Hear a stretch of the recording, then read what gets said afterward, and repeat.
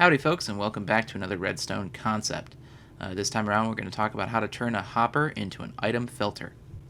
So we've got this chest here, and we want this chest to only contain diamonds.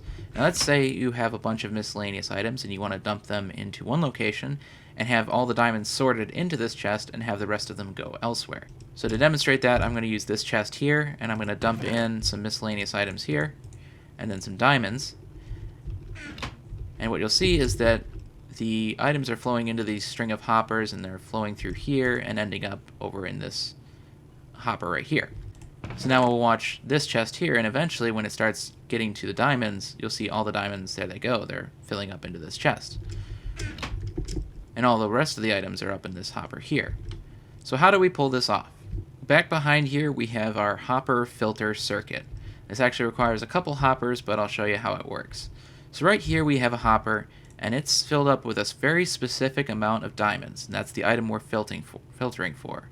You might right away be thinking, wait a second, I have to use this many items to filter for the item I want?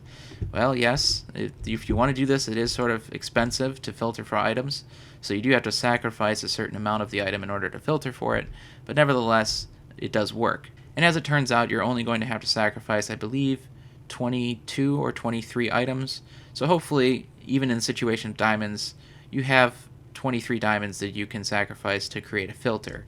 But that aside, let's talk about how it works. Before I get into anything, I want to talk about how hoppers take priority as they're transferring items.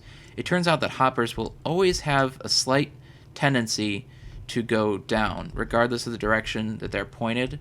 If there's a hopper below a hopper that isn't pointed down, it will try to go down if it has room available in the hopper below it. So this is basically the principle that allows this whole thing to happen. All of these other items, they strung right on through because they didn't have a slot available in this hopper below to move into, but all of the diamonds did. When the diamonds flowed into this hopper here, they said, well, wait a second, I can go down and fill up one of these slots. So we've got 22 diamonds in this hopper, and when that extra diamond comes into the hopper, and we now have 23, this comparator block will switch from sending one block of signal to two. And when this block becomes powered, it turns on this repeater, which turns off this torch.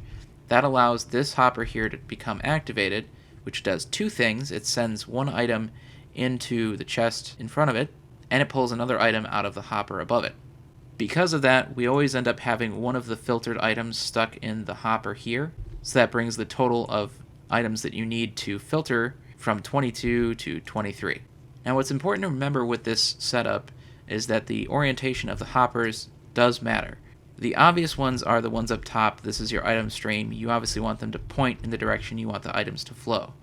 But the other two are not quite as obvious, especially this second one here, the one that actually acts as the filter.